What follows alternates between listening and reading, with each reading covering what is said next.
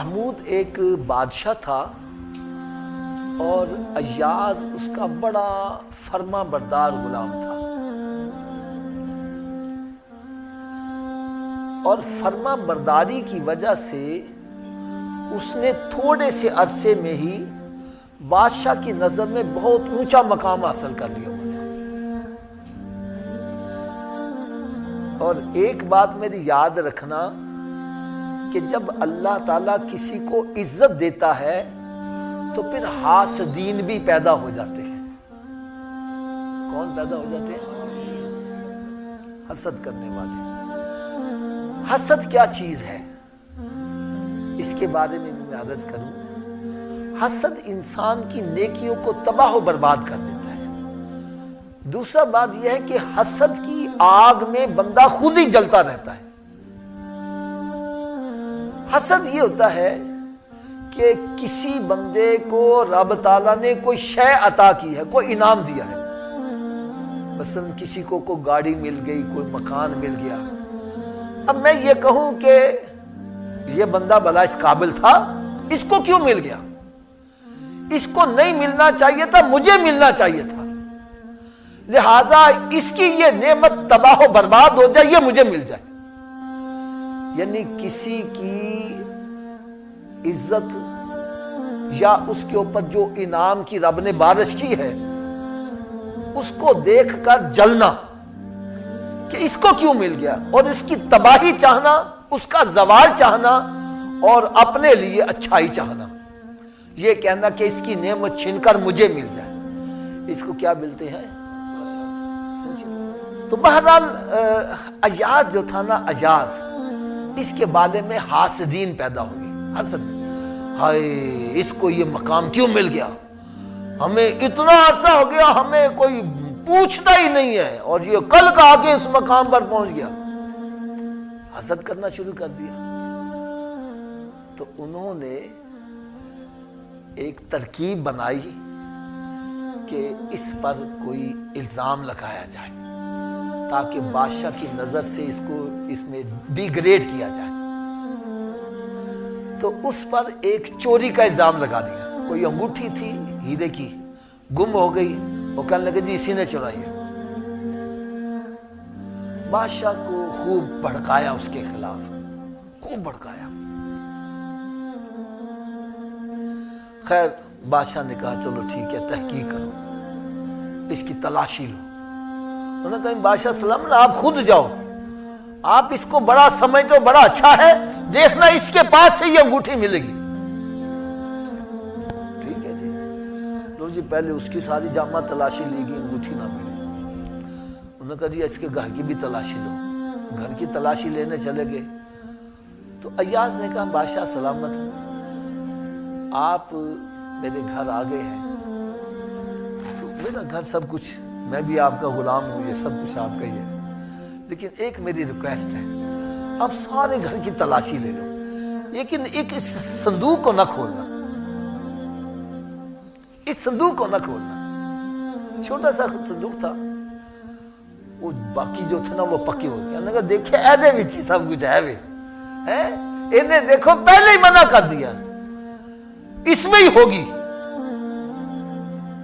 لو جی سارے گھر کی تلاشی لی گئی، وہ انگوٹھی نہ ملی۔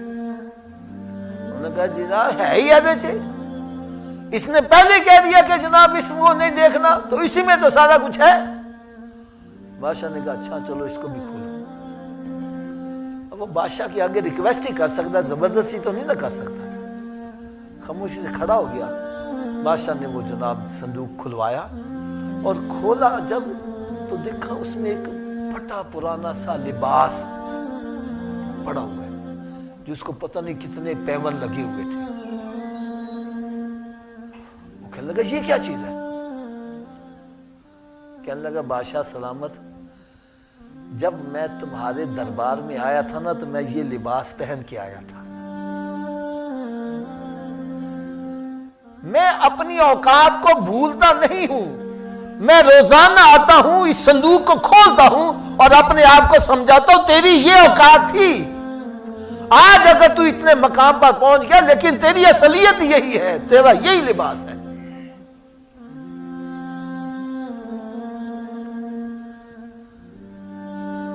آج حقیقت میں دیکھا جائے 4 پیسے ہمارے آ جائے ہم اپنی اوقات کو ہی بھول جاتے ہیں،